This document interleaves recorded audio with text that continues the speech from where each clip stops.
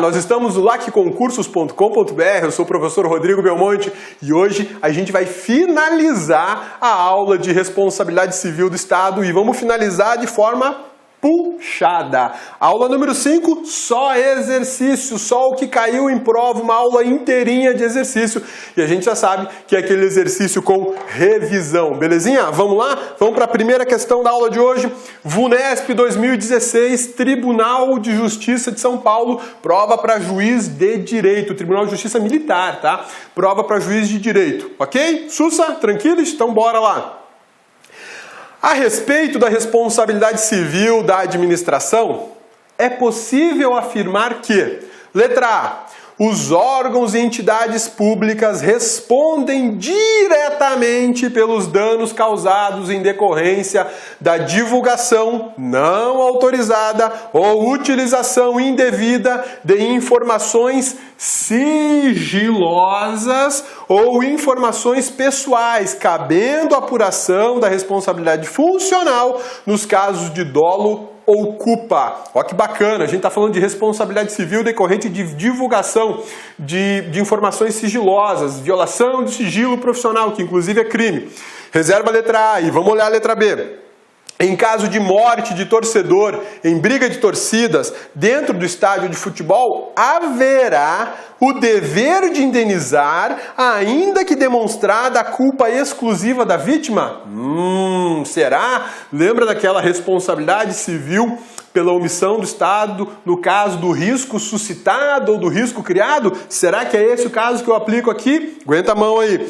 Por ser objetiva a responsabilidade do Estado, deve este responder pelos danos causados por policial militar que, em dia de folga, atropela pedestre com seu veículo, pois o agente público não se despe dessa qualidade em função do regime de trabalho policial. Será que o cara de folga, mesmo sendo policial, vai responder? Complicado, né? Olha lá a letra D. O Estado tem o dever de indenizar a família de trabalhador assassinado na rua por um assaltante em virtude de falha na prestação do serviço de segurança pública, que é individualmente assegurado aos cidadãos.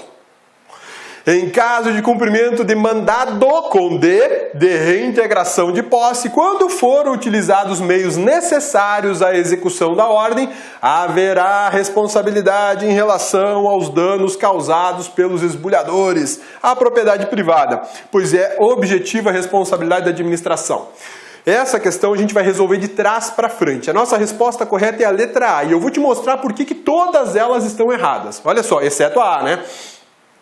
Em caso de cumprimento de mandado de reintegração de posse, quando foram utilizados os meios necessários à execução da ordem, haverá possibilidade em relação ao dano causado pelos esbulhadores. Quem causou dano? Olha só, danos causados pelos esbulhadores à propriedade privada, pois é objetiva a responsabilidade da administração.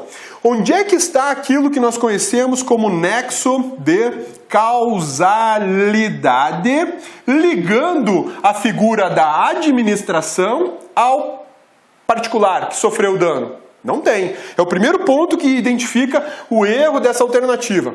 Ah, cabeça, mas olha só, nós tivemos aí um cumprimento de ordem judicial e em razão disso, houve o dano pelos esbulhadores que no momento da retirada praticaram danos. Tem nada a ver com o Estado. O Estado foi lá para realizar a reintegração de posse da área, cumprindo uma ordem judicial, atuando de forma lícita, com cumprimento da legislação e cumprimento de ordem judicial. Quem causou o dano foram os esbulhadores. O Estado em algum momento criou esse risco? Nenhum momento ele criou o risco. Portanto, não cabe aqui nem a teoria do risco suscitado ou do risco criado, tá legal? Então, ó, isso aqui tá errada porque eu não tenho nexo de causalidade.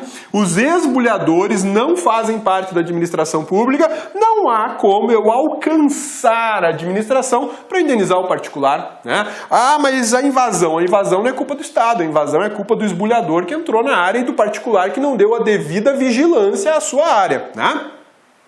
Letra E está errada. Vamos ver a D. O Estado tem o dever de indenizar a família de trabalhador assassinado na rua por um assaltante, em virtude de falha na prestação do serviço de segurança pública que é individualmente assegurado aos cidadãos. Como assim? Olha só, alguns pontos extremamente importantes dessa alternativa aqui que justificam ela, por que ela está errada. Vamos lá. Olha só, uma pessoa foi assassinada na rua por um assaltante. E aí se alega que houve uma falha na prestação de serviço de segurança pública individual. Peraí, agora eu sou escoltado pela PN, o cabeça tem uma escolta que está ali fora do estúdio me esperando para ir embora. Eu sou individualmente escoltado porque o Estado tem que me prestar um serviço de segurança pública? Nunca. O serviço de segurança pública, ele é um serviço de caráter coletivo. Eu não tenho atividade individual para prestar para cidadão algum. Para eu justificar, para eu garantir uma indenização por assalto, uma indenização decorrente de morte em assalto, um latrocínio, né, eu teria que provar que esse serviço público, que é o serviço público de segurança, ele é individualizado e houve uma falha. Houve uma falha do Estado.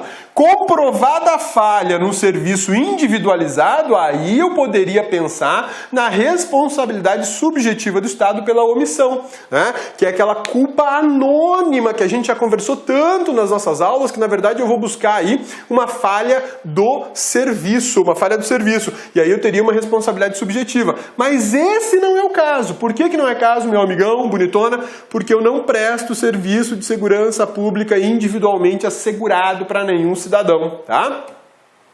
Vamos analisar por que a B e a C também estão erradas aqui para a gente limar essa questão da VUNESP, que é uma prova de juízo, uma questão mais puxada, que exige um conhecimento mais aprofundado, né? O cabeça já prefere começar puxado para depois aliviar.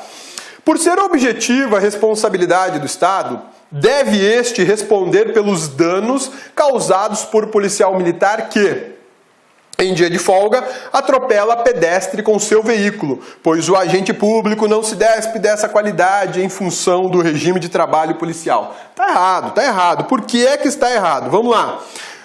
Agente público está em serviço? Não. Agente público dirige veículo oficial? Não. Agente público dirige veículo oficial em serviço? Também não. Pô, então por que o Estado é responsável? Ah, porque o cidadão que é policial full time, é policial 24 horas por dia.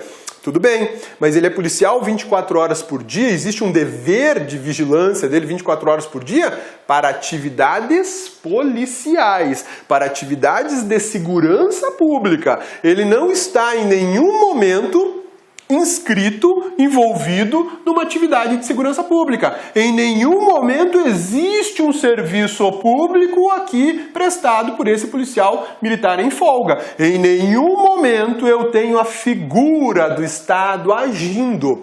Seria diferente, olha só a situação, seria diferente se o policial, ainda que em folga, reagisse a um assalto. Ou seja, tô diante de um assalto, o cara tá assaltando, eu sou policial armado, vou reagir, mesmo estando de folga. E nessa hora rola um tiroteio, ele consegue, por alguma razão, abater ou prender o assaltante, mas acaba acertando um terceiro. Aí eu teria a aplicação da responsabilidade do Estado pelo risco suscitado, pelo risco criado. Mas não é esse o caso. Eu não tenho serviço público algum aqui. O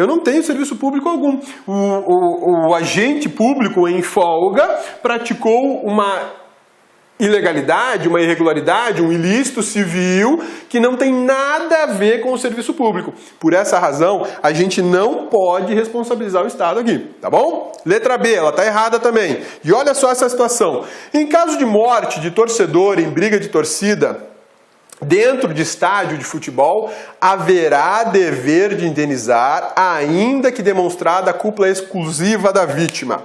Esse é o exemplo mais clássico do que a gente chama de teoria, vamos lá, responsabilidade civil do Estado, e é uma responsabilidade objetiva, mesmo em caso de omissão estatal, isso está vinculado à teoria do risco criado ou do risco suscitado. Tá? Louco isso, né? Mesmo numa situação de omissão, de falha de serviço, de ausência de serviço, eu posso alcançar a responsabilidade objetiva do Estado por conta da teoria do risco criado. O que é a teoria do risco criado? A cabeça vai precisar dessa tela inteira para explicar o que é a teoria do risco criado. Tá legal? A gente viu isso na aula, então é só uma revisão, a cabeça vai fazer mais rápido. Vejam só a situação. Um ato precedente, o ato causador do dano e o dano. Ok? Beleza? Sussa, tranquilos? Eu tenho o ato causador do dano e tenho um ato precedente. Na verdade, esse ato causador do dano é um ato omissivo. A omissão estatal causou um dano, ok? Tudo bem? Então vamos lá para o nosso exemplo, de prova. Torcedor foi agredido e foi morto, é isso? Vamos lá. Em caso de morte de torcedor, beleza. Torcedor em jogo de futebol foi morto pela torcida. Dano, morte. Ok. A responsabilidade civil do Estado, por que seria? Afinal de contas, houve uma falha na execução da segurança pública no Estado, houve uma omissão da polícia militar que estava presente, por isso a responsabilidade é do Estado. E a responsabilidade seria objetiva. Será? Será que houve culpa exclusiva da vítima? Será que o Estado conseguiria alcançar esse servidor no meio do tumulto? Olha só. Primeiro ponto. Causador do dano. Particular. Particular foi causador do dano. Não foi o Estado que foi lá agredir o torcedor. Foi a torcida que agrediu o torcedor. Primeiro ponto a ser observado. Segundo ponto. O Estado praticou, para eu justificar a teoria, ou melhor, para justificar uma responsabilidade civil do Estado, o Estado praticou algum ato precedente, ou seja, o Estado obrigou a presença dos torcedores no estádio? O Estado recolheu coercitivamente os torcedores no estádio? E aí? São dois pontos extremamente importantes pelo seguinte: se eu tenho um ato precedente que não é diretamente causador da morte, ou seja, o Estado obrigou que os torcedores estivessem presentes no estádio, era uma condição, sei lá, para receber algum documento, ou ele recolheu coercitivamente como se fosse uma prisão e jogou lá no estádio para assistir o jogo, né, do Brasil nas Olimpíadas, e aí o Estado praticou um ato comissivo, uma ação positiva, obrigando as pessoas a irem para o estádio. E aí no segundo momento, lá no estádio, rolou uma pancadaria de torcida, e o poder público não conseguiu fazer a segurança suficiente e uma pessoa morreu. Vamos lá. Existe responsabilidade civil do Estado nesse caso ou não? Houve uma culpa exclusiva da vítima? Talvez, de repente houve uma provocação, a briga de torcidas, ou será que foi um fortuito? E aí, quando a gente fala em fortuito, eu tenho que observar a figura do fortuito interno e do fortuito externo. Fortuito interno é o que é mais importante para nós. Por quê?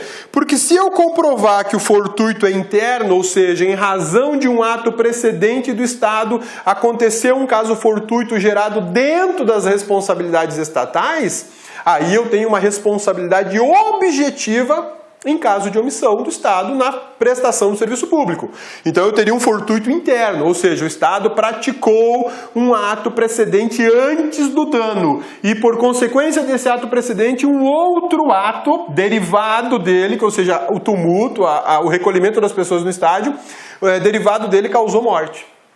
Aí eu teria um fortuito interno e o fortuito... Olá, meus amigos, minhas amigas. E aí, gostou da aula do professor Rodrigão, professor Cabeça? Aula top de linha, não é isso? Gente, presta atenção.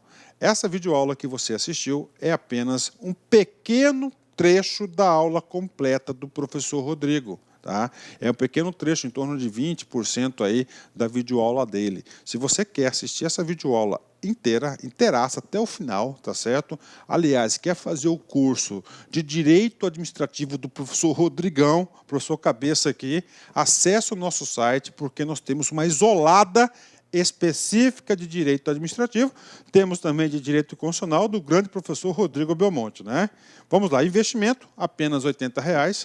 Durante esse período, esse curso, você pode assistir ele durante 60 dias. Nesses 60 dias você pode assistir quantas vezes quiser, na hora que desejar.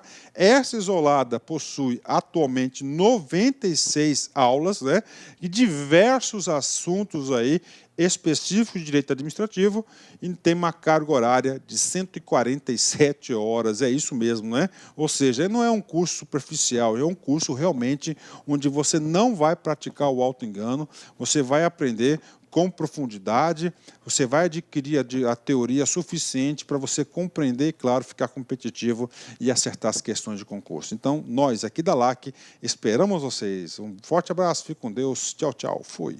Clique LAC.